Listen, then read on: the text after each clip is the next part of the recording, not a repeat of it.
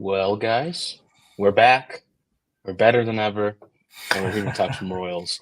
Welcome to KC Chase to the Pennant, your Royals podcast and show about all things Kansas City Royals. My name is Cristian Martinez. With me, as always, is my good friend Kevin O'Brien. How you doing, Kev? Doing well. It's been kind of a crazy past couple weeks at work, which kind of explains why we haven't had a great chance to hop on the last couple weeks. But opening day is on the horizon. I think the Royals roster is becoming a little clearer, so it's a great time to chat. Yeah, it's been a busy week, couple weeks for me too. So I'm glad that we get to do this literally the week before opening day begins. But it's been an exciting couple weeks in spring training, and let's just start off with that. Let's just hop on immediately, get started with the show. Let's talk about what has happened throughout the past couple weeks. Let's talk about injuries first and foremost, because there are some major, kind of some major, some minor, but overall some big injury announcements that came in throughout the past couple weeks. First, we're going to start off with Asa Lacy. So, Yeah. unfortunately, Asa Lacy is going to be out for the rest of the year, which again is unfortunate. Sucks. It's really tough. I'm going to pull up Annie's. There you are. So let me just zoom in real quick so our audience can see. So yeah, as Annie stated, Asa Lacy, the Royals' first-round draft pick in 2020, announced he had Tommy John surgery on his elbow today. Lacy has been able to stay healthy in his pro career. Another tough break. And here, Asa Lacy says, "Not how I thought 2024 was going to end, but God has a plan for all of us. Thank you for all who reached out with the encouraging words and prayers. I had a full UCL reconstruction, and it went well. Thank you to talks about his doctors and talks about a lot of how he's faced so many kind of setbacks and is excited to come back. And then he ends here saying, "My passion and love for this game has never been stronger. Best of luck to all my teammates in 2024. I'll see y'all on the mound in 2025." So that explains a lot about, what happened to Lacy kind of prior to throughout spring training, why we haven't seen him a lot. But what were your thoughts, Kev, when you heard about this news? It's just bummer. Um, he kind of hasn't really pitched a competitive pitch since 2022. 2023, it was kind of hard to figure out what was wrong with him. It sounded like it was kind of a combination of maybe the yips, kind of some mental stuff, and then just kind of some little nagging injuries here and there. There were a lot of reports, in the winter, like when pitchers and catchers reported that they said, hey, Asa Lacy's kind of impressing some people. He's been doing some work. The control, the mental stuff is starting to kind of fix itself out. And then this happens, and it's so hard. You look at his situation, it kind of reminds you a lot of Kyle Zimmer, who was one of the top 5 pick from the Royals. I can't remember the year, but, he was a top 5 pick and who was really solid in college, just like Lacy. And it just was one thing after the other that just kind of shut him down. I'm hoping maybe we can see something from Lacy where Lacy can get back as maybe a reliever and have some kind of value. The good thing is it seems like his mental space is in a good place, so I'm glad that he's still staying positive. But man, just a bummer for a guy who's, you think about it also, had his college season cut short, didn't have a minor league season to begin a year because of COVID. It's just not a lot has gone right for him, which is unfortunate. Yeah, it's hard, especially I cover and also I am surrounded by athletes who have to go through this situation. For me, tying it to kind of my perspective, at UMKC, Mhm. there's this player called Anderson Kopp, who great leader, one of the best players on the roster, but injuries always kind of set him back as a player. He had a wrist injury, then he had an arm injury, and it was tough for him to kind of come back from it. But something I appreciated from Anderson was his ability to lead a basketball team, lead that roster uh, on the bench. But unfortunately for Lacy, he really can't do that. That's Mm. for Lacy. You could wish that he can become a leader while he's injured, but unfortunately, he's already in a muck of a situation. There's no real plan for him right now on this Royals roster, unfortunately, because of injuries. So I really hope that he gets better. I really want him to be something within the Royals because he's someone that the Royals were high on and we're excited to bring in. We're excited to see him develop within this kind of organization and pipeline. But unfortunately, those injuries suck. And especially when you get a surgery like a UCL, that is already difficult and it's already going to be twice as hard for him to kind of come back. But he is, again, through his Instagram post, he seems like he has the right mindset and he's really excited to come back. Speaking of pitchers who are injured, let me pull this up again. But we have another injury, specifically on a player who unfortunately hasn't done great in spring training, but still a player nonetheless. That is Jake Brentz. So Jake Brentz, according to Andy Rogers, has a grade 2 left hamstring strain. Manager Matt Quattraro said on March 19th, which was literally yesterday, likely out 6 weeks, another tough break for the Royals reliever. That is a tough situation too. Again, we understand, Jake. He hasn't had a great. Let's put it lightly. He hasn't had a great season, spring training, I should say. And I'm going to pull up his stats here real quick. But he's a guy that, again, you're high on. You have optimism that he can do great. But unfortunately, again, with anything, it just hasn't boded well for them.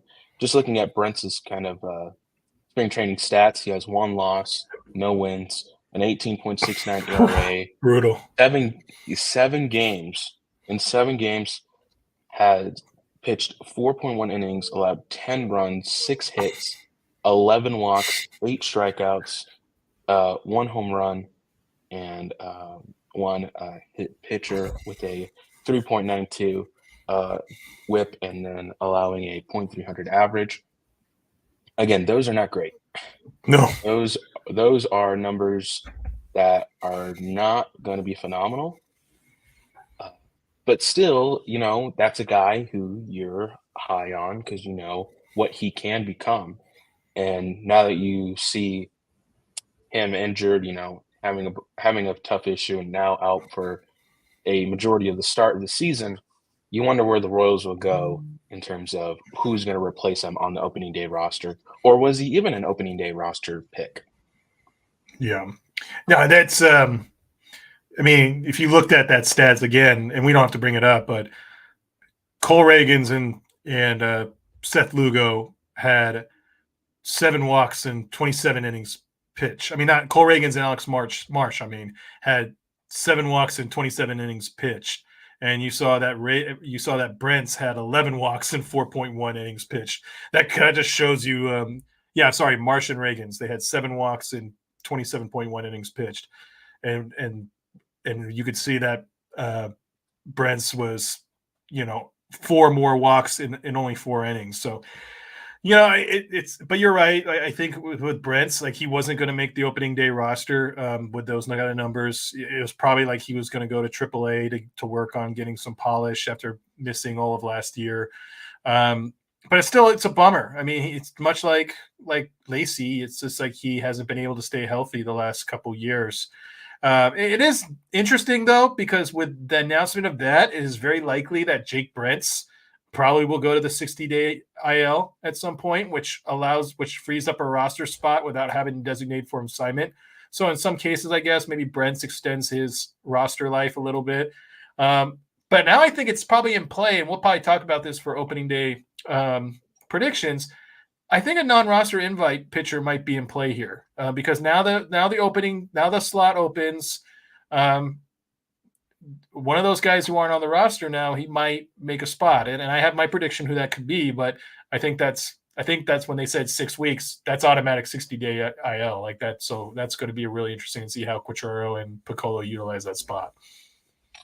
Yeah, we'll talk about that later, just our predictions on who's going to land on this roster. But, I mean, just looking at the numbers right now, I see multiple pitchers who were non-roster invites who can easily replace Brents and provide something new, while also not kind of taking away a opening day spot.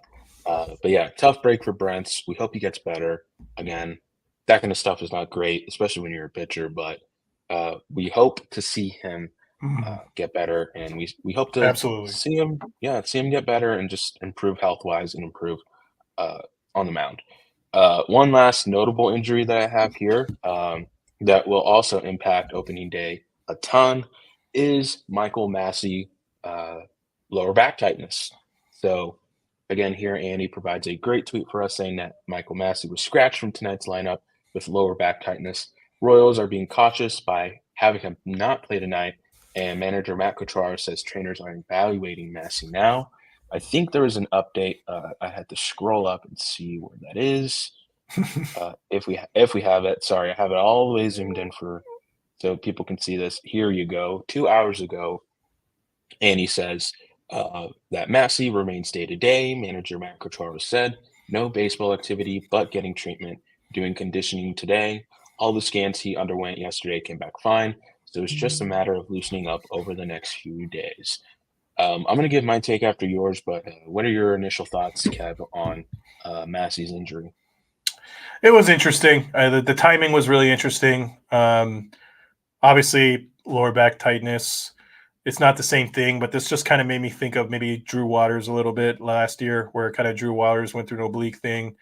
Whether a lower back or an oblique, I mean, that's kind of an injury that lingers, and it makes you wonder that if with Nick Lofton playing so well, do the Royals maybe kind of slow play Massey's return? Do they allow him some time to work on some things, not just to recover from his back injury, but maybe made him work on some plate discipline things? His plate discipline has not been awesome this spring, and maybe that they will kind of Bush maybe puts less pressure on Massey to start the year, and then maybe allow him to come back in maybe late April or May and with a much better approach. I think I'm not saying that's going to happen, but the timing is really interesting. Yeah, to me, this really opens up Lofton's chance of being a starter. It sucks that it has to be under this predicament, but we'll talk more about it during the kind of our opening day predictions and roster battles. We'll go with roster battles than the predictions, but it's tough. Again, Massey's a guy who, again, the Royals really saw as someone who can kind of defend the middle, be that defensive kind of second baseman that the Royals need, especially, with pitchers like Lugo who are known for ground balls, need a guy like Massey to play in the middle. But also, you saw a lot of potential for him when he was on, at bats. Like there was a lot to see and a lot to like, and you'd hope with development that he can get better. But you can't deny not like Lofton's kind of great spring training. So again, I'm very interested to see if he will start opening day or what the Royals will do with Massey. Will they send him down to AAA? Will they put him on in like not a 68-day IL, but maybe some kind of injury list or something, so they can give Massey proper time to develop and also kind of get back to normal health-wise, while also giving a guy like Lofton a chance. Well, let's just get into it now. Let's talk about some roster battles because it seems like that's the perfect transition. Again, with the injury of Massey, we are seeing Nick Lofton step up in a huge way for the Royals. Let me pull up some stats real quick. I just got to click there, click here. There we are. Hello. All right. So Nick Lofton has, I'm going to read out his stats, and he has 6 RBIs this season or this spring training on 32 at-bats, has 6 RBIs, 11 hits, a double, 2 home runs, 7 walks, 8 strikeouts, 1 stolen base, has a .344 average, .462 OBP, and has a 1.025 OPS. Those are impressive numbers for a second baseman. He's listed here as third, but we all know that he's going to play second. Yep. I think this is a guy that has to be on on opening day roster because even comparing him to Massey's numbers, I mean, if we go down here, Massey again on 30 at bats has 7 hits, 5 runs, a double, a triple, 2 home runs, 5 RBIs, 5 strikeouts, no stolen bases, but has a .233 average, a .233 OBP, and then a .766 OPS. So there is a huge difference. And again, you were mentioning this, but it's the walks for me that really convinces me that Lofton can be that guy opening day because it seems like he just has the patience, but he also is willing to kind of take chances. Again, you can see with the high strikeout numbers, 8 to 5, but Lofton seems to be patient on the plate, but also willing to take chances in spring training. You wonder if he's going to lean more into playing it safe when it comes to opening day. But I wanted to know your thoughts, Kev. Who do you think wins this battle? I mean, obviously, let me put you in this scenario. Let's say it's Lofton versus Massey. Massey's not injured. Who are you giving a nod to? Honestly, I as much as I don't want to like just focus on spring training stat samples, um, I think you got to go with Lofton. I think Massey wouldn't necessarily get hurt by having a month in AAA. He didn't go to the minors last year. I think taking the pressure off, being able to work on something specifically. He did not have a lot of AAA time in 2022 before he got called up. And I think if you can get him some of the confidence, you have Nick Lofton, who proved that he could handle AAA and a small major league sample. And I think Massey could eventually come back up if Nick Prado struggles or if Garrett Hampson struggles. And then if Massey's mashing, then it's like you kind of have Lofton in the Hampson role, and Massey is like maybe an everyday starter against right-hand starting pitchers. So I say right now I think Lofton has proven it, and with Massey, even if he was fully healthy, I think taking some of the pressure off will help. But I also know, Massey's on all the advertisements. Massey's like at Royals, at the Royals rally. So I know that's tough. I know he has good rapport up the middle with Witt, but at the end of the day, it's like this team needs to get off to a good start. They can't have another April like they did last year. They need to have a good start to the year, and I think Lofton helps them accomplish that goal better than Massey right now. Yeah, for me, if I'm gonna put it in this way: if a laser was pointed right at me from like in the skies, and I had to pick who would start, right now it would be Lofton. Mm-hmm. I agree with what you said. I think Massey needs a little bit more time. I think he would benefit from being in AAA for a little bit because that gives him more time to develop kind of analytics, looking at that like through the data, understand what he needs to do better, how he can improve. So I do see Lofton getting the W here and filling in as the opening day's second baseman. But I also do see a scenario where the Royals are like, hey, we know we have a guy in Massey. He's already better. Maybe health wise on opening day, he feels great. And the Royals might say, hey, he's a vet, essentially. He knows how to play with this infield. Why risk it? Mm-hmm. We can't risk it for the biscuit, right? Yep. So who knows? Who knows? But again, if you had to ask me who would win, I'd give it to Lofton. Another thing I want to look at, and I wouldn't call this a position battle, more like this dude is balling, Yep. and he has to start, is our guy, Nick Prado. Oh, yeah. I don't know what you're going to do with that guy because, again, you have someone in Vinny who is going to be first.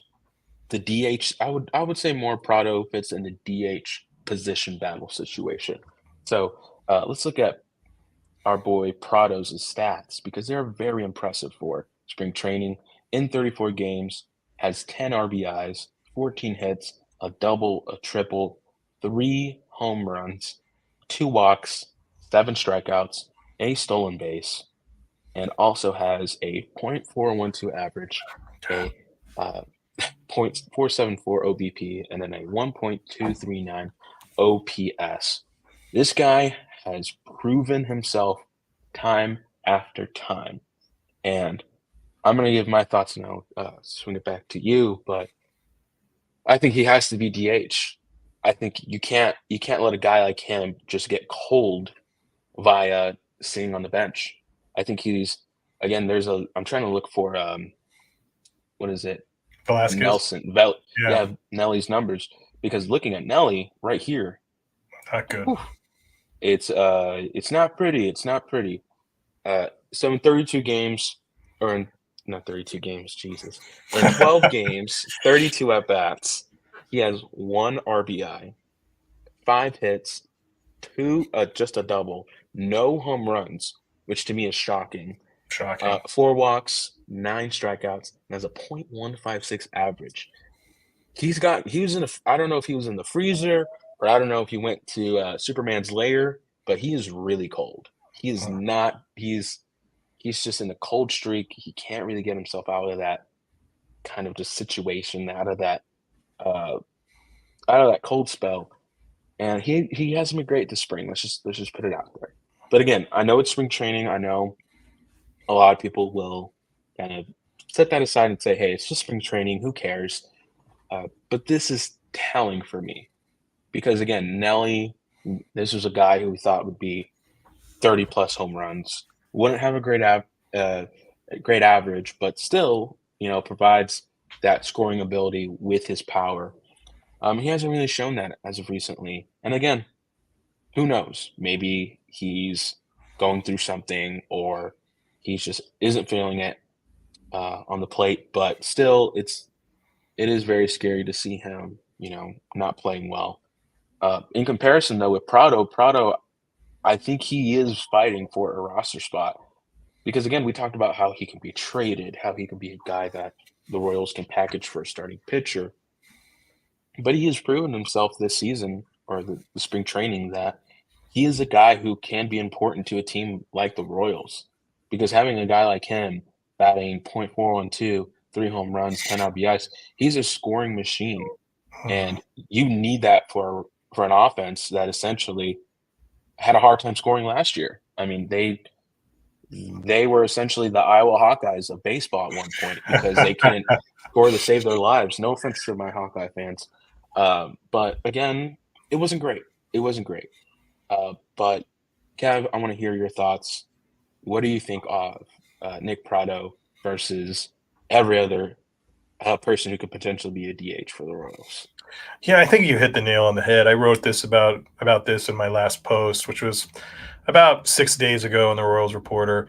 Um, Nick Prado has done everything to earn it, and while spring training stats always have to be taken with a grain of salt, I think Nick Prado facing adversity of like, hey, you're probably not going to make the roster and stepping up, and vice versa, Nelson Velasquez kind of being the favorite and not stepping up, there has to be consequences for that. It's one thing if you have somebody like, for example, like Salvador Perez or Hunter Renfroe having a bad spring, right? It's like they're veterans. Like it is what it is. They go to spring training to get warmed up and maybe play golf. It's like they're not Right. they're not. It's not make or break. Velasquez doesn't have that history. All we know is Velasquez had this super hot streak in Kansas City when he came over, and it was impressive, but he hasn't done it over a full year. He never did it over a full year in Chicago. I'm not saying that Velasquez can't step it up, but I'm not saying that he's a guy that you can live with a bad spring and just hand him the job. And I think and I had a lot of concerns with Velasquez. One of the big things I heard about Velasquez was from a lot of people. They kind of talk about his size. They kind of talked about like, oh, they say he's 190. He looks a lot bigger than that, or like, hey, he looks a little bulkier than he did at the end of last year. Usually in baseball, like in football, bulk is kind of good. In baseball, that tends to not be good. Usually bulk means like maybe they're a little out of shape. And I wonder if that maybe happened to Velasquez. Maybe he didn't come in the best shape. and maybe like that bulk has kind of affected his swing, and he needs to iron it out in AAA. But back to Prado, I agree. It's either he's a first baseman or the DH with Vinny. I don't think you should put Prado in the outfield. He wasn't really that great there last year. Prado was a Gold Glove in the minor leagues, so he has potential to be that first baseman. But I think you're right. Like, I think he earns an opening day roster spot. I think he has deserved an opening day starting spot. I think on March 28th, I think we'll see Nick Prado, out there in some capacity. Yeah, and right now I'm looking at the Royals play here pretty soon against the Angels, but I'm looking at their starting lineup, and they don't have Prado there, and they have Velasquez playing essentially DH. So I'm interested to see if the Royals are kind of holding their cards pretty close, not trying to reveal what they have. So we'll see. But again, I think Prado's that guy. I was thinking about it too. What if he can start in the outfield? But you make a good point. He wasn't great out there. You rather him play either in the infield or just be a DH. Correct. Don't go explore. Don't try to experiment like you did with Melendez early on last year, because otherwise that produces mixed results. Yep. Speaking of the outfield, obviously the outfield is a position battle of its own. And looking at some of the players, you see right now the Royals have for today's game, they have Melendez, Renfroe, and Isbell, which I think personally may very well be what the opening day roster looks like in terms of the outfield. Going through some key outfielder numbers, MJ Melendez in 33 at-bats, 11 hits, 5 runs, 3 doubles, a triple, 2 homers, 7 RBIs, a .33 average, 5 walks, 7 strikeouts. His swing has really adjusted. Again, I know you've kind of written about this and you've noticed this too, Kev, but he's made more adjustments to his swing. He's made more adjustments to how he approaches at-bats, and it's really paid dividends here in the spring. And you can talk more about that here in a second, but just looking at other people's numbers, Nate Eaton, 26 at-bats, 7 hits, 7 runs, 2 homers, 5 RBIs, a walk, 6 strikeouts, .269 average. Then looking at Isbell, another guy who's been doing really well in spring training, in 31 at-bats, 10 hits, 2 doubles, a homer, 5 RBIs, 3 walks, 4 strikeouts, 2 stolen bases, and a .323 average. Tyler Gentry, another guy. Again, I believe he just got demoted, or not demoted. Yeah, he's moving down. Yeah, and that's a guy who, he got optioned out. He was a guy who might have been like a dark horse to win maybe the starting job, but unfortunately isn't. Real quick, looking at Renfroe at 23 at-bats, has 4 hits, 1 RBI, 3 walks, 6 strikeouts, and a .174 average. And then looking at Drew Waters, that's another guy. 26 at-bats, 8 hits, 2 doubles, a home run, a single RBI, which is that home run. This is a tough number here. 11 strikeouts. Yeah, which I think leads the team. Yeah. Oh, let's check. We can just check it right now. Nope, not that. Oh, wait. Oh, it's showing me. Yep, he leads the team right next to Garrett Hampson. So, which isn't great, but still 11 strikeouts, 1 stolen base, has a .308 average. Even with these strikeouts, he has a very high average, which, again, it works. It's good. Good on him for improving there. But still, with so many outfielders now, Kev, we are in this position where the Royals can basically pick who they want. But to me, I kind of know the guys who are going to be out there playing in the outfield. But I want to hear your take. Give me your analysis on the Royals outfield position battle. Yeah, I think I agree with you fully. I think the MJ in left, Isbell in center, Renfroe right is going to be the starting outfielder on March 28th. Renfroe hasn't been great, but he started late. He's being paid to start. He's not being paid to hit the bench. He'll be fine. It's like he's like I said, it's like a veteran like him. You got to take his numbers with a grain of salt. Waters has some really nice numbers. I mean, it's like the averages look good, but you're right. Like 11 strikeouts to 2 walks, like that's concerning. And it's like if you have more strikeouts than Garrett Hampson, I think that's a bit of a flaw. And the reality is the Royals want Drew Waters to play as much as possible, and he's not going to get that in if he makes the opening day roster. Like he's not an upgrade right now over Isbell. He could be, but he's not right now. And and I think so. I think we'll probably see him in Omaha so he can get every day at bats, kind of like Massey. Maybe work on the approach. I think one of the things I did notice a lot this spring was Garrett Hampson playing a lot of outfield. So I think Garrett Hampson might see more outfield than we think. He played some shortstop yesterday and looked really bad at short. So I'm guessing the Royals are probably saying, maybe we should probably use him in the outfield more. So he could be a guy who could spell Isbell in center. But one of the guys who's returned and I think will be, and I don't know, but I think he needs to be put in the equation is Dairon Blanco. Blanco is kind of the guy, like he is what he is. He's 30 years old. He's not a guy who's going to play every day. I don't think he's the kind of guy who expects to play every day, but you know what he gives you. He gives you speed off the bench. He gives you defense. He can put the ball in play. He's not going to hit for a ton of power, but he can stretch out. He can stretch out base hits because of his speed. He's a guy you can put pinch run late in games. I think Blanco. I thought he was going to be on the outside looking in because of his injury. It looks like he's healthy again.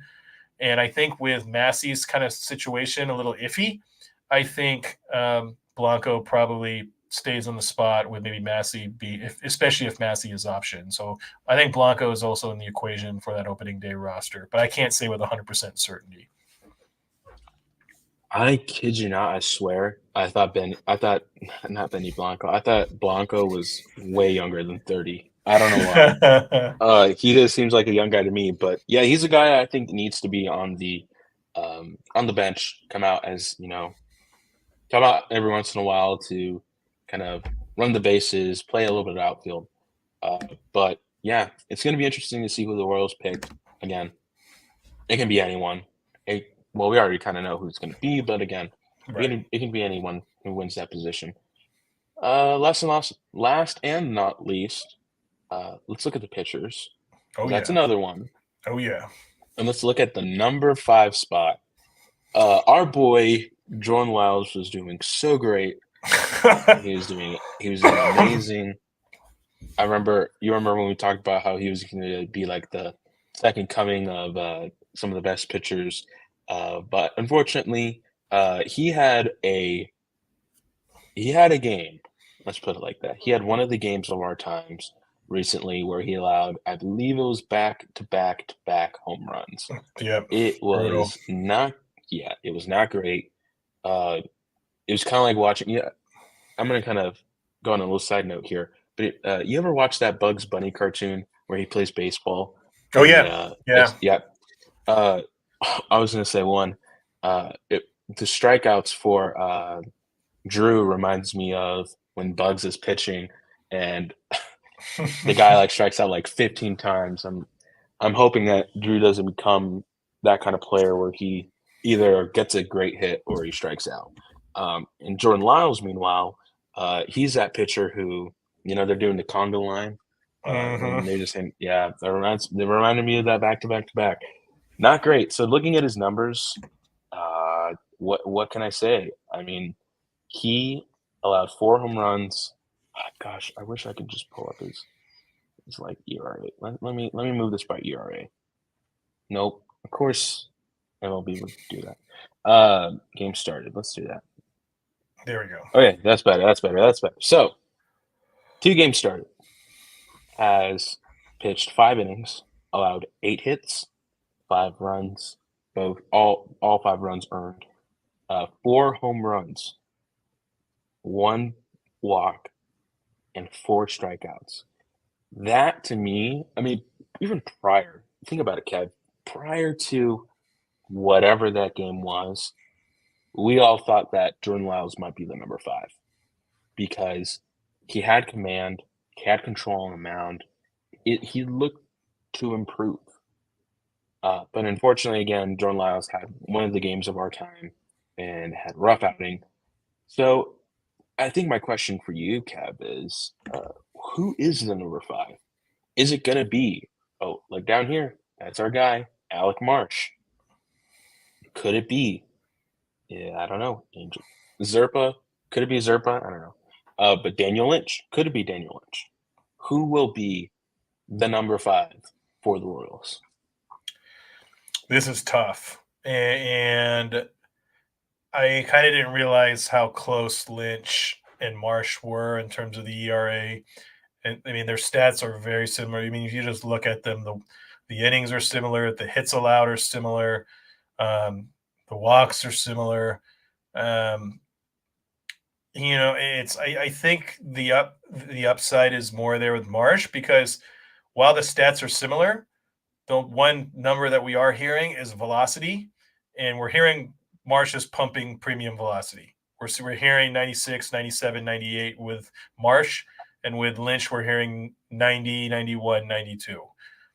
That's big to me, and I think that gives Marsh the edge. I kind of saw Marsh as a reliever making the team, but initially, and with Lynch maybe starting in AAA, I still think maybe Lynch starts in AAA, but now I think Marsh is the 5 guy, and then Lyles just finds a new role, or I don't know. I and that's my problem too.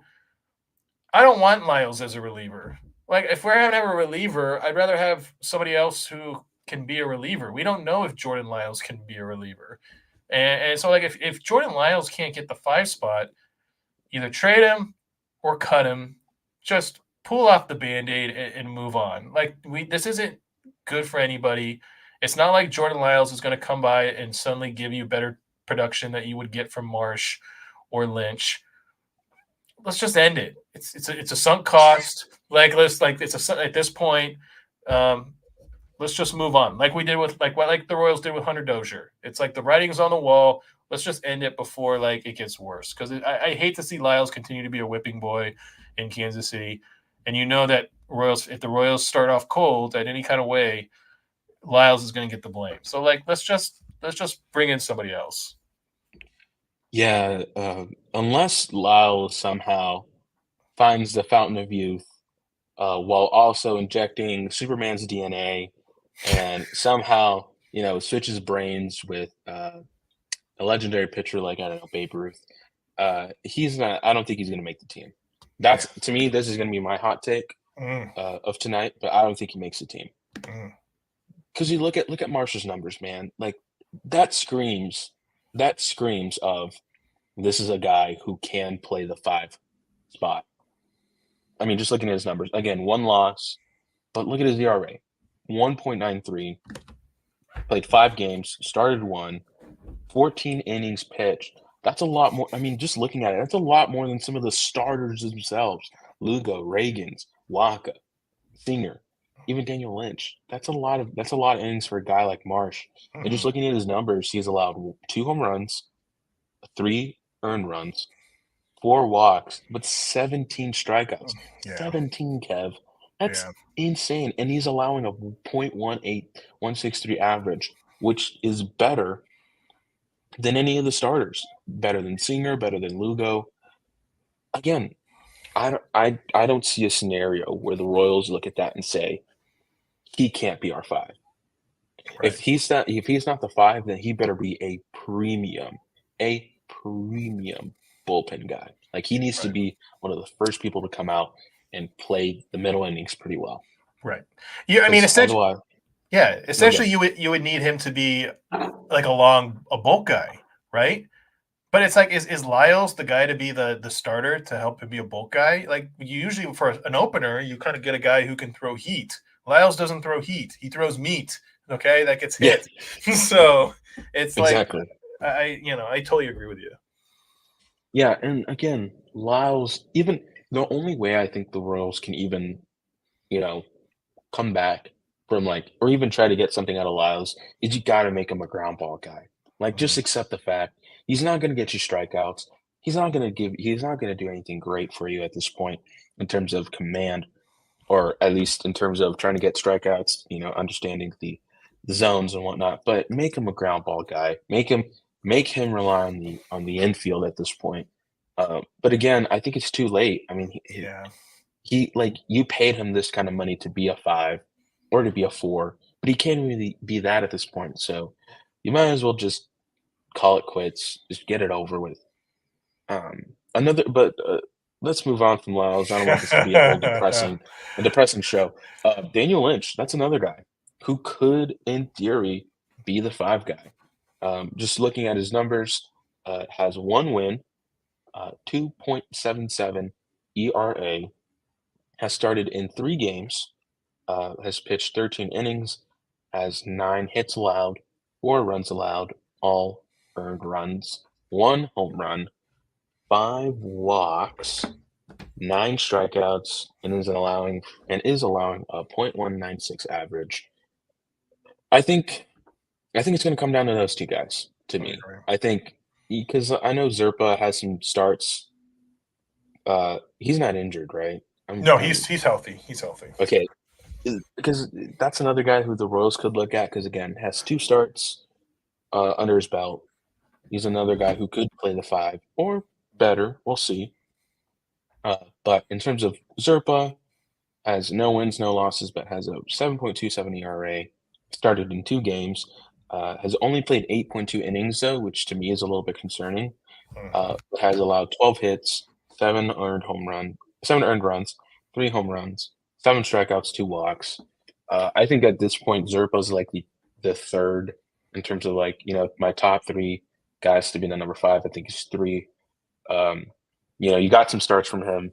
You saw some potential, but I think he's a long reliever. He's just not gonna right now at this moment. He's just not gonna be a 5 guy. But to me, I feel like Daniel Lynch and Marsh are kind of like that 1A, 1B. It just depends on what you want from a pitcher. Because again, Marsh is giving you that speed. He's giving you that quick trip gas. You know what I mean? And Lynch, to me, Lynch is a more of a vet. He understands the ins and outs of kind of being the last guy in the rotation, and also understands kind of sometimes how to get out of a jam. And he again, it's shocking to say, but he is viewed as a veteran in this system. So again, I wouldn't be mad with Lynch or Marsh being the 5, but just don't make Lyles the 5 at this point. I do wonder though if any teams would be interested in Lyles, or if we'd have to jingle a prospect just to get Lyles off our books, or just get rid of him in general. Yeah, I mean, I think that's been the Royals' whole plan this whole offseason. I really do think they've been trying to push anything to get any team to get Jordan Lyles. And I think I like Marsh a little better, but I think Lynch is a little bit more proven. I mean, Lynch has pitched in 2022. He pitched last year. Um, he had a cup of coffee in 2021. Lynch does a lot of good things. I mean, his changeup was a really good pitch for him last year. He's working on a breaking ball. It's just the velocity, and I think that's going to be the big issue. But I think, can Lynch be crafty enough? I think that's what I am hopeful about, is that with Lynch. But I think it's just like, do you have a 5 position where it's like Marsh, Lynch coexist as an alternating 5, or like maybe one opens and one is a long reliever? I think it gives you an opportunity to be creative. I feel better about that. I feel better about having those guys split a 5 spot than one of them split a 5 spot with Lyles. But that's how I feel about it. So I think it'll be really interesting to see what they do. Well, with that being said, Kev, we're going to predict the opening day roster. There's already one that we don't even have to predict at this point. Pitcher, and we'll talk about that here in a second. But we're going to predict we're going to give our best bets for who will be from 1 to 9. We'll go through relief pitchers, and I'll pull up the roster again. Yeah. But we're gonna build this roster. Like imagine you and I together formed this Voltron known as Macrocharo, and we had to pick our 1 through 9, which I'll do right now actually. 1, and then we'll go through 1 through 9. We'll go through our starting pitcher, then we'll go through our relievers. We don't necessarily have to make a 40-day roster because I don't know if we have the time for that. I mean, Yeah. we can cook if we want, but we'll give you the main guys. But first of all, let's just add the first name that we know will be the opening day pitcher, and that is our guy Cole Ragans. The Oh, yeah. Royals announced a couple days ago that Cole Ragans will be the starting pitcher, will be the first guy for the Royals on opening day. Kev, we did it. We finally got a guy who is young, who we are excited to see. What are your thoughts on Reagan's facing off against the Twins? I forget who the Twins start. Is it going to be Jorge? It's going to be Pablo Pablo Lopez. Lopez. No, Yeah. not Jorge Lopez. Pablo Lopez. How do you feel about that matchup? But also, how do you feel about Reagan's just being a starter in general? I mean, it's going to be a great matchup. That's appointment TV. You know, I think Nick Pollock, who runs Pitcher List, who I write for, he's going to be all over that matchup because he loves both Ragans and Pablo Lopez to death. So, but I think it's great. This is the most exciting pitcher we've had, most exciting starting pitcher we've had since Greinke. Let's just be frank. And maybe Ventura. I say maybe Ventura you could throw in there too. So, but I'd say Greinke, Ventura, and it's been a whole lot of nothing. And it's exciting to see Ragans get the opening day. I was thinking maybe they'd go to a veteran, but I'm glad the Royals just said, you know what, screw it. We're putting Ragans on the hill. And I think that's going to make for an exciting start to the year. Oh boy. Sorry. Angels game just started. We have a little update. Joe Adele scores, and the Royals are down 0-1. Anywho, yeah, to me, Ragans deserves being the opening day pitcher. He's a guy. I think he's must see TV. I think he is the only pitcher who's really is must see TV for KC, and a lot of people are going to be watching. A lot of people are going to see. Again, I don't know where this is going to air in terms of opening day, but this is going to be a big game for Ragans. This is a game for him to say, "Hey, I'm here to stay.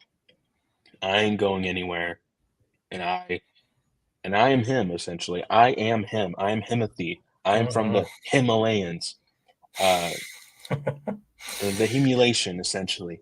He is that guy. He is that dude, and I'm just so proud of him getting that opening day nod. But anywho, let's go through the 1 through 9. Let's build this roster, man. So obviously, I'll just put the players, and then we'll kind of give them their designated slots. But we know some of the guys who are at least going to be on the opening day roster. We know Bobby Witt's going to be there, right? Yep. Yeah. We know Bobby Witt's going to be there. We know Vinny's going to be there. Yep. No shot that he isn't there. So Vinny P will be there. We know that Michael will be there. We know Salvi. Salvi will be there. We'll talk about Freddie in a minute. And we know at least MJ and Renfro. Oh, and Hunter, because he got a big contract from us, and we can't. Is it FORE or is it FRW? RENFROE. W is the receiver. W is the former Raiders receiver. Yeah. I hope he comes to KC because that would be hilarious. That would be hilarious. So we have at least 1, 2, 3, 4, 5, 6. We got 3 positions. Oh, and Isbell. Kyle Isbell. Yeah, I think there's not a world that. I think he went center field, and it seems like you agree. But that's our 1, 2, 3, 4, 5, 6, 7. So we got 2 positions. Yep. Are we in agreement about second base? I think we got to pencil in Lofton. It's Nick Lofton, right? Nick Lofton. I think today you got to go Lofton. Okay. So we got what position are we missed? DH. Are we saying Prado, or do you think the Royals are going to go with Veli? or Nelly, not Belly, Nelly. I think they go with Prado. I know he We'll didn't put our start tonight. I feel like this is Nelson Velasquez's last stand. I think if Velasquez oof, struggles tonight, I think they make a news announcement either over the weekend that they're optioning him to AAA.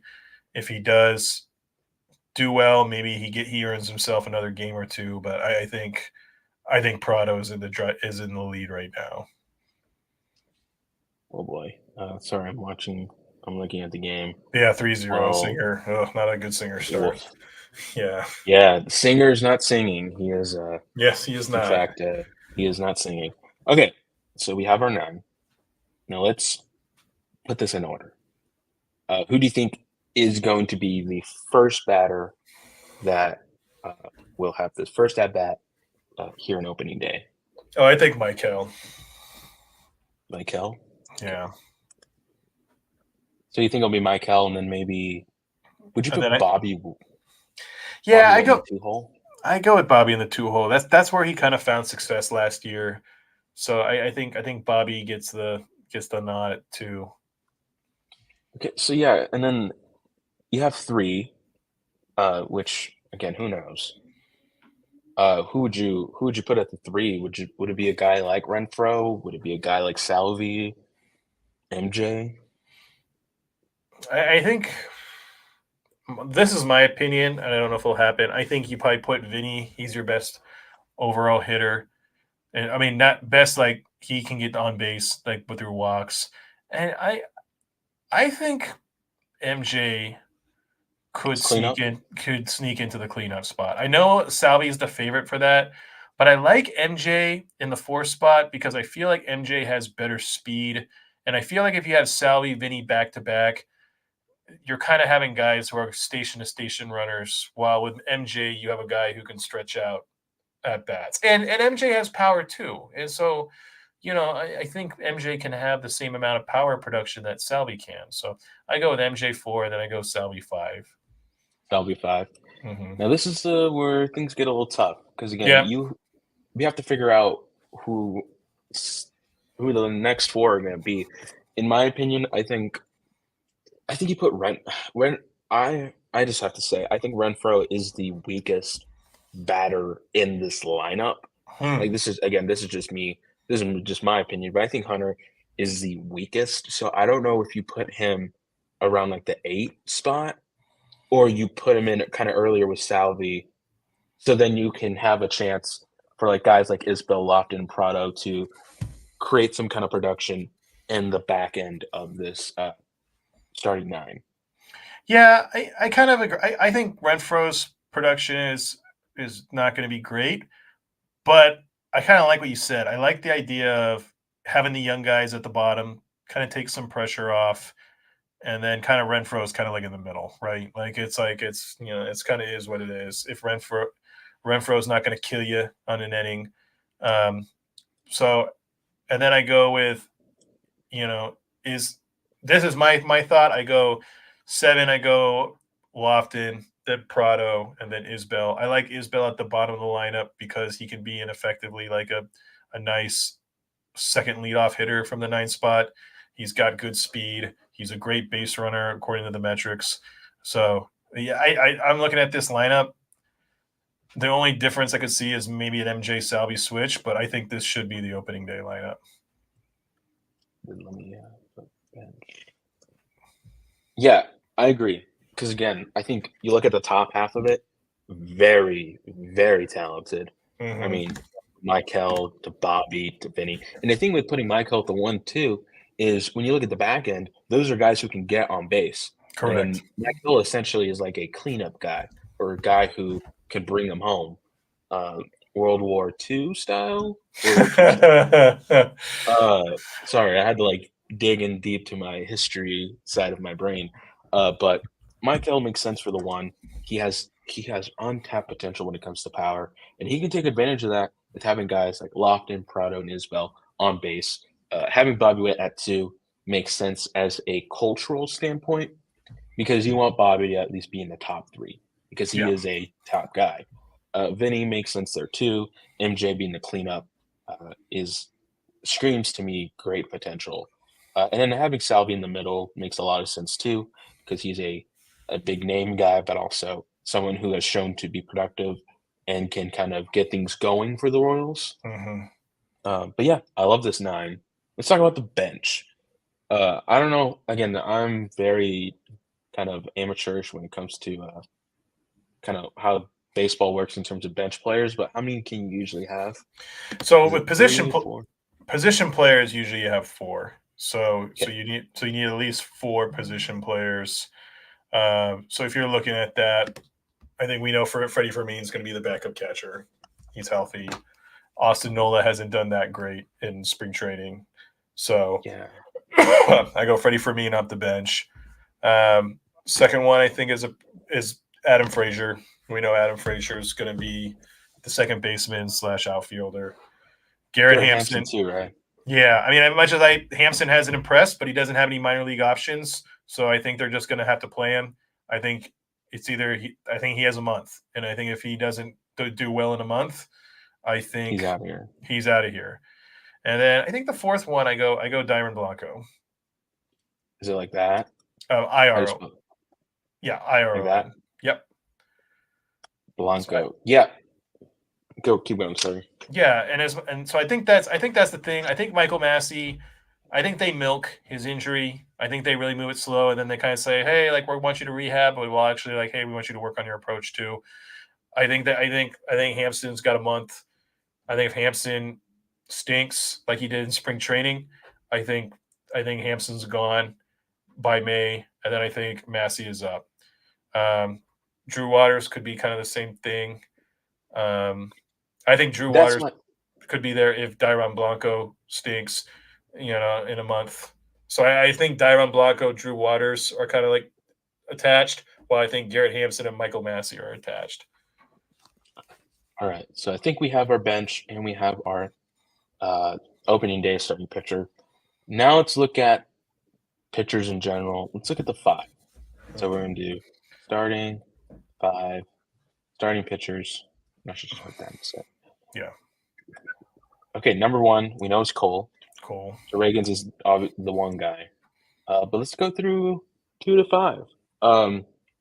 If you want my honest take, I think Lugo takes the 2 spot. Okay. Only because you need a veteran. Because, like, think about it, right? Like, if you go from Cole Ragans to Brady, I think that's a lot. Yeah, that's a lot on Brady's plate. That's like going to Golden Corral, and you're trying to put too much. You're like trying to stack, and you think that you might not go back for second, so you're trying to get as much as you want. I think for Brady being up there, I think that's kind of like him having a lot on his plate, and then it could all kind of come down, So I think, agree. Yeah, I think having Lugo, Waka, I don't know. I'll tell you more about my thoughts on Waka here in a second, but I think Lugo has shown to be great as a 2 guy. And I think, obviously, he ain't no Cole Ragans. Yeah. But Lugo, for what he is, I think will be the 2. But I also want to hear your thoughts because this is a us thing, not just a me. Yeah, I kind of have liked Lugo a little more this spring. I know the numbers are a little mixed, in terms of what we see, but I think I kind of agree with you. I think Lugo gives you more upside as a 2. Waka, I think, is a safer pitcher, but I think you're going to have to manage a guy like Waka's innings anyway, just because of his age and his injury history. Well, I don't think you're going to have to do that with Lugo. So, and I agree with you with Singer. I think the lower in the rotation is better for him. So I like it as a Ragans, Michael Waka, and then Brady Singer. But you could go either way. So we're saying Waka at 2? No, I said Lugo at 2, Waka at 3. Okay, Waka at 3, and I'm just call him Mike Waka. And then front door, Brady. Entry sensor, battery low. Oh boy, you okay there, Kev? Yeah, I'm just right near the Simply Safe. That's nice. Anywho, so Singer at 4 makes sense. Having Waka in the middle. I was thinking about something, Kev. If Marsh doesn't work out, if Marsh doesn't become a 5 or Lynch doesn't become a 5, I think we could see a Waka plus one of those young guys combo. Like, to me, like, yeah, it makes sense to have maybe the young guys go back to back, but I think you can even, like, have Waka pitch maybe 4 to 5 innings or maybe even 3 or 4 innings, and then have a guy like Marsh come in and, like, do the dirty work essentially, because you think about Waka's age, he is up there, but that does open up the chance for Waka to be this kind of like just kind of opens up the game, and then you bring in a guy like Marsh, you bring in someone who's great in terms of the bullpen, and then you make him kind of chew up some innings. You can even see Lyles be kind of like that partner for Waka. Yeah, no, That's just I, I, my to- thought. no, I think that makes a lot of sense. And Walker's going to be, he's going to be. I think he's going to be interesting. I think he's going to be a lot better than we think we are, that we expect, or he's going to be maybe a little worse. I just like him in a spot where it's like, hey, we're not putting too much pressure on him, and if he is excellent, that's a great guy to have in the middle of the rotation. Yeah. So, oof. Okay, let's stop for a second. Annie just dropped a huge quote from JJ. This is what he said about the fifth starter competition. Here we go. That fifth starter competition is still there. Coming into this, we expected Jordan Lyles to be the fifth starter, but he got off to a slow start. We've got to figure out how ready he is to be a starter. Then you get to Marsh and Lynch, who both are throwing the ball well this spring. That's not going to be an easy decision. There you go. If that doesn't scream, We don't Jordan want Lyles is, Lyles. yeah, he's a goner, guys. If he were an in game, he's getting snapped out of reality. If he was in the leftovers, he would not be a leftover. So he is gone. He seems, to me, it sounds like he's gone. Like he's done so. Yeah. But with that being said, the 5 spot. JJ just mentioned two of the pitchers who are obviously gonna fight for that 5 spot. Alec Marsh and Daniel Lynch. Yeah. Kev, this is where you and I might have differing kind of mindsets. I get what Marsh brings. I understand what he can bring to the table. But in terms of the beginning of the season, I think you go with Lynch. Only because of this. Lynch has proven to be okay to good playing in the back end of a rotation. He has the at bats. He kind of knows what he has to do as a starting pitcher. He has the experience. However, I wouldn't be mad if Marsh got it either. I wouldn't be mad if we picked Marsh here, because Marsh provides more speed. He provides more gas to the arm. He has more strikeouts. He's just statistically has been better in terms of all the other pitchers. But again, the only reason I'd say I lean towards Lynch more is because he is, to me, in my eyes, the perfect 5 guy. Like he's the guy who can fit in at 5, and you don't have to worry about it as much. However, I will say I do see Marsh maybe climbing up the rotation at some point if he proves to be great while playing extended innings. For example, in my scenario here, you could see Daniel Lynch play the 5, and then Marsh comes in and maybe plays the 3 spot, and then you see Waka kind of play the 5, or see Singer play the 5. But I don't know. I want to hear your thoughts.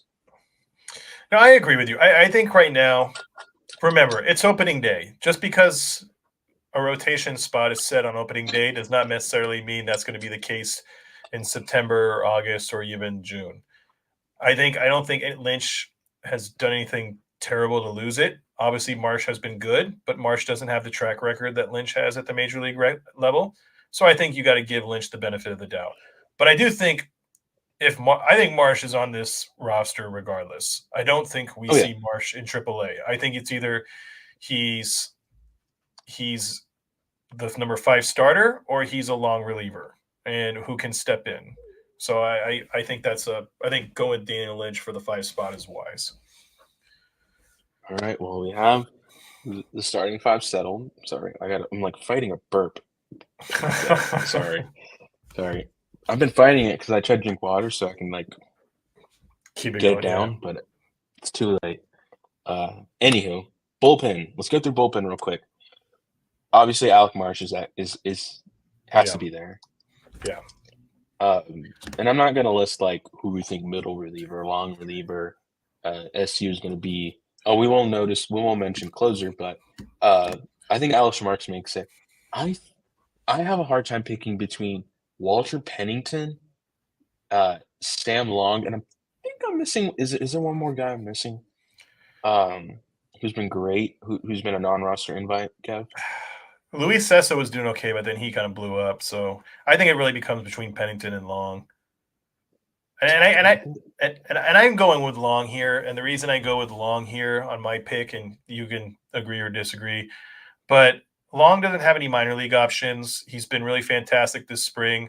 So I think with Long, you let him go, you give him a month like a Garrett Hampson, and if Long stinks, you can kind of just release him, and then you can like bring in a guy like Pennington or somebody else in that spot. But I don't think Long has done anything to hurt himself. It's might as well give him a shot and then see where the chips fall in April. And if it doesn't work out, move on. Yeah, I have a hard time giving up both Long and Pennington. The only reason I say it's hard to give up on Pennington is because, again, he is a guy who statistically has been phenomenal for the Royals. I mean, just looking at his stats here, has 1 loss, but has 1.69 ERA, has played in 7 games. He's only pitched 5 innings, though, but has 11 strikeouts. He's been great. He's only had 2 walks. Those are numbers that they're not to scoff at. They're pretty impressive. Oh, yeah. So I would, in this scenario, I would put Walter. I think again the Royals look at that and say we can't lose a guy like him to another team because if you can have a guy like Pennington and Long together, I think that gives you more of an option. But that's just me. I don't know what you would do with if you were Quatraro, what you do with Pennington. I like Pennington. I just don't think he's ready yet for opening day. And again, and we can do a slash on this one. This is where we kind of agree to disagree. But I feel like Pennington can be. I think Pennington has options. You don't have to start him on the opening day. Long, if he doesn't make the team, he's not going to stay with a minor league team. There will be a team that will probably sign him. If he doesn't make the team for the Royals. A lot of times guys on non-roster invites, if they don't make the team, they kind of opt out, especially if they do well, and Sam Long would probably do that. So I think the Royals choose Long over Pennington for now, but I think you're going to see Pennington make his debut sooner than we all think. Oh, say less. Put Pennington in AAA. Put Pennington. Yeah. If he has options, just do it. Just keep him down there for now. Let him cook for a little bit, and then at some point the Royals can be like, "Hey, we'll call you up." All right, let's talk about Matt Sauer. That's another guy who I'm like, is he that guy? Again, just let me go on his numbers. 2 wins, 2 ERA.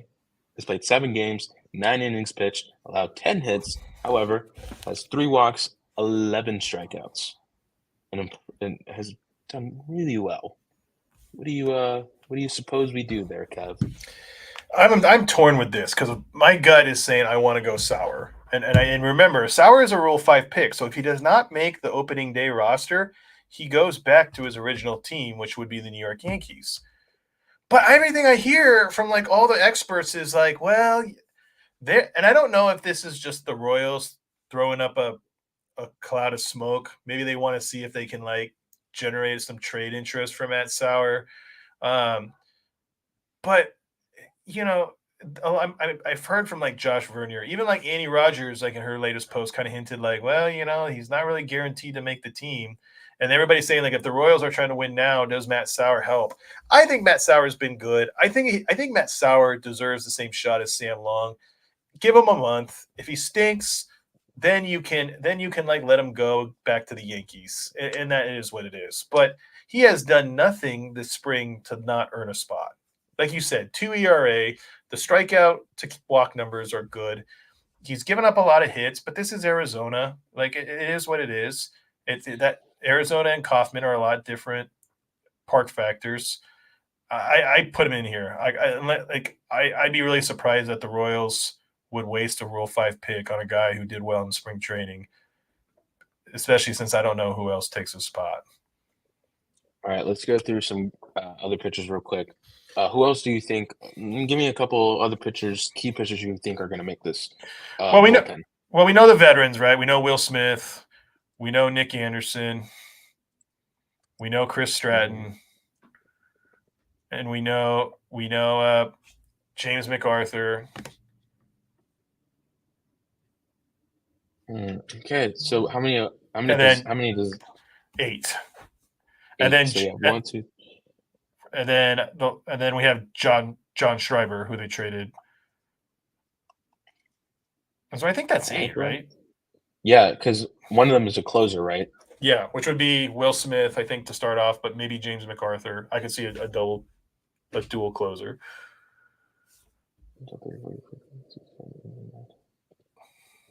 24, 25, 26. We went to 27. Who else do we add? Is that it? So 1, 2, 3, 4. Sorry, I'm going to go from up and down. So we have the 9. Right, we have the 13. And then the 5 and the 8 would be the 13. We might want to number that just to make it easier on the bullpen. On the numbers. We have 8. Yeah. And 5 starting pitchers. And then you have 4 plus 9. So that's 13. 5 plus 8. 13. 13. So that's 26. Yeah. And that's it, right? Yeah. There you go. We did it. We somehow we did it. When there's a will, there's a way. Exactly. As one once said. So there you go, guys. That's our predictions.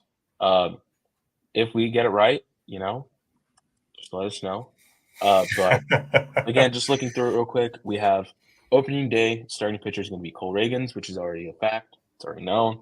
Bar 1 through 9 is going to be Michael Garcia, Bobby Witt Jr., then Vinny P, MJ, Salvi, Hunter, Nick Lofton, Nick Prado, and then Isbell with Furman, Frazier, Hampson, and Blanco playing the bench. Meanwhile, the starting pitchers will be Ragans, Lugo, Waka, Singer, and then Daniel Lynch.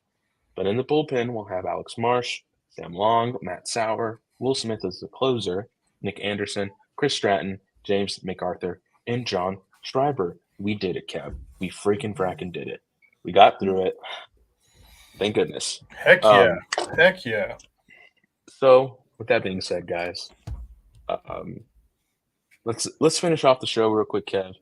We got some comments. Let's put them up. Bud says Brady 4, especially after tonight. Don't disagree. Don't disagree. we can't say it. Oh my gosh, that's not great. 5-0. Yeah, we agree, Bud. And then Marsh, we get the love for Marsh, but again, he still has a chance to be a starting pitcher at some point. But we get what you mean, Bud. We get what you mean. Thank you for the comments, by the way. We appreciate it. Absolutely. But Kev, I want to hear your hot take before the season starts. What is your hot take for this Royals regular season? I think blow my mind. I think the hot take for me is Brady Singer goes to the bullpen at some point. And I think seeing Michael Kopech from the White Sox go to the bullpen, and I feel like Brady Singer and Kopech are very similar pitchers in that they have limited arsenals. They've had mixed success as starters. I think I could see a situation where it's not Lynch or Marsh that's being pushed to the bullpen. It's Singer at the end of the day. And so like that's my hot take is I think Brady Singer after the All-Star break or by the August trade deadline is in the bullpen. Here's mine. You ready? Mm-hmm. I think the Royals won be competitive by the trade deadline. Okay. Not only that, I think the Royals are going to make two significant trades that improves their roster heading into August. I think one, they're going to trade for a quality pitcher, a guy who has a ton of control, has a ton of years left, and is not going to cost us a huge bag, but also has a good contract on it. That's my one. My two, and be ready for this one. I think we trade for a outfielder. Okay. I think the Royals will look at the outfield at some point and say, we need a guy who can lead the rest of the three or the rest of the two.